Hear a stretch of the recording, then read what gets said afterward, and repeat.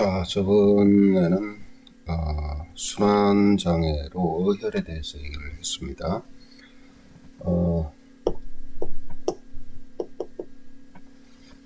어혈이라는 것을 다시 한번 간단하게 정리를 해드리면요.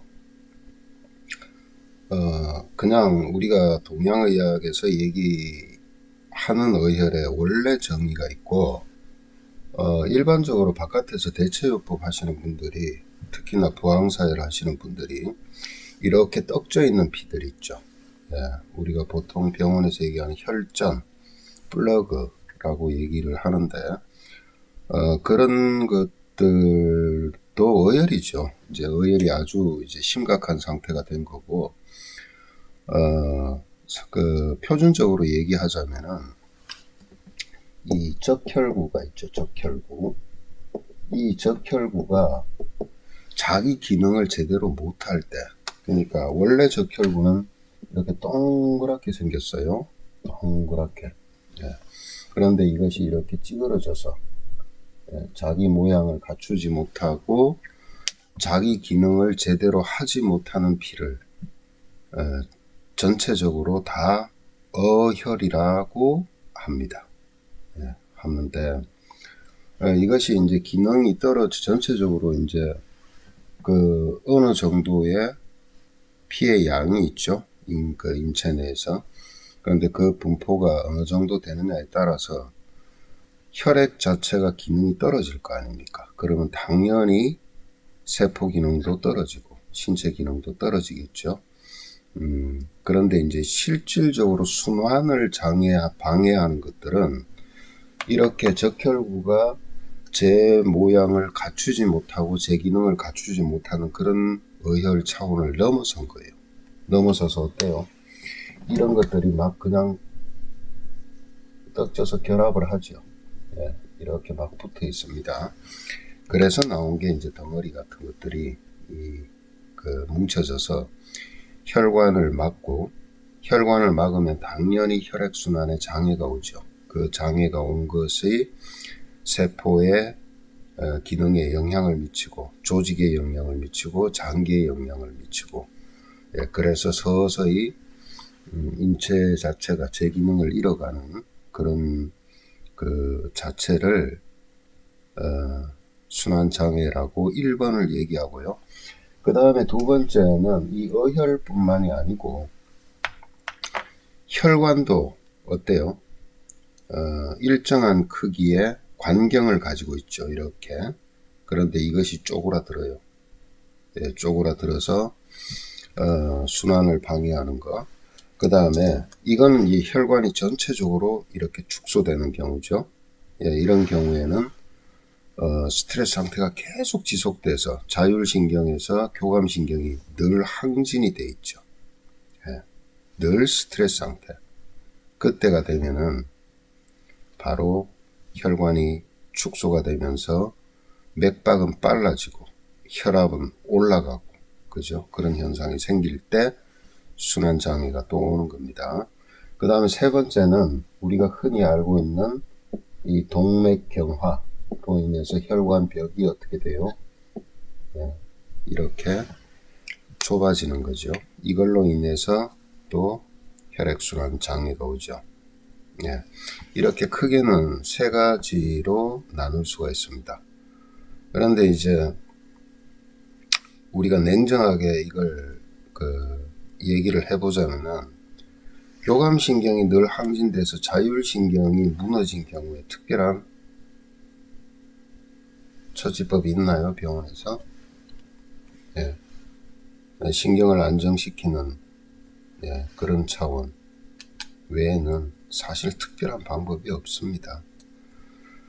그 다음에 이렇게 동맥경화가 된 경우에는 이제 주로 LDL 콜레스테롤이 저런 어떤 문제를 야기시킨다라고 생각을 하고, 그렇게 해서 이제 고지혈증 약을 처방한다든가, 혈전용해제를 처방한다든가, 뭐 이런 식의 방법들. 그 다음에 고혈압 약 중에서 또 이제 혈관을 당기는, 그러니까 벌려주는 그런 역할을 하는 약제들을 처방한다든가, 그런 식의 방법이겠죠. 그 다음에 세 번째, 그야말로 피떡이 져 있는 것들은 혈전용해제 외에는 쓸 수가 없는데, 이것이 몸 전체에 광범위하게 퍼져 있다면 답이 없는 거예요, 사실은요. 또 그렇게 광범위하게 어혈을 만들어내는 피떡을 막 작은 모세혈관들을 막는 주범은 대부분이 보면은 당뇨합병증입니다. 네, 그로 인해서 이 피떡이 모인다든가 고인다든가, 네, 그런 예가 많죠. 그래서 이제 당뇨합병증으로 이제 그 혈관이 모세혈관이 막힌 게 심하게 되면은 저 발끝에서부터, 그죠? 그 다음에 모세혈관이 집중적으로 모인 곳들이 생식기 부분, 사지 말단 부분, 그 다음에 심장의 관상동맥의 가지 부분, 그 다음에 안구, 뇌, 특히 신장의 사구체. 이건 거의 모세혈관 덩어리입니다. 자, 이런 부분들이 자꾸 막혀오면서 당뇨합병증이 정말 심각하게 유발이 됩니다. 그러면은 이런 어혈을 어떤 식으로 자율신경에 관한 문제는요, 실질적인 그 해결 방법은 여러 가지 복합적으로 써야 됩니다. 저 같은 경우에 사람들한테 많이 권해드리는 것 중에서 이건 자율신경 부분이에요. 스트레스가 이렇게 굉장히 항진이 됐을 때. 그러면은 이 사람 스트레스도요, 종류가 여러 가지입니다. 스트레스도 스트레스에 의해서 나타나는 그 스트레스, 말로 그냥 단어로 스트레스라고 표현을 하지만은 이 동양의학에서는 이 스트레스의 주범이 뭐라고 보여요? 마음인데, 이 마음을, 감정을 한 가지로 보고 있는 것이 아니죠. 분노의 감정이 있을 수가 있고, 공포의 감정이 있을 수가 있고, 고민, 계속 지속적으로 고민, 해결되지 못한 문제를 끌어안고 고민만 하는 그런 것도 있고, 노파심이죠, 노파심. 그 다음에 또 뭐가 있어요? 이게 히스테릭하게 막 그냥 순간적으로 막 자지러질 정도로, 까무러칠 정도로 히스테릭한 게 있고, 그 다음에 막 그냥 폭발적으로 막 전투력이 발휘가 돼서 무조건 싸우려고 하는 그런 것도 있죠. 그 다음에 뭐가 그렇게 슬픈지 안타까움을 계속 지속하는 그런 스트레스도 있죠. 그걸 희노애락, 애오욕이라 그럽니다.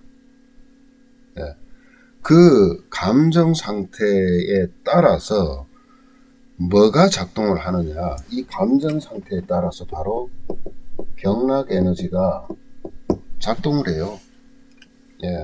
어떤 건 족소양 담경에 의한 폭발력, 수소양 삼초경에 의한 히스테릭, 그 다음에 족고름 간경에 의한 막 그냥 분노 표출, 그죠? 그 다음에 수고름 심포경에 의해서 의욕 저하, 아무것도 하기 싫은 겁니다.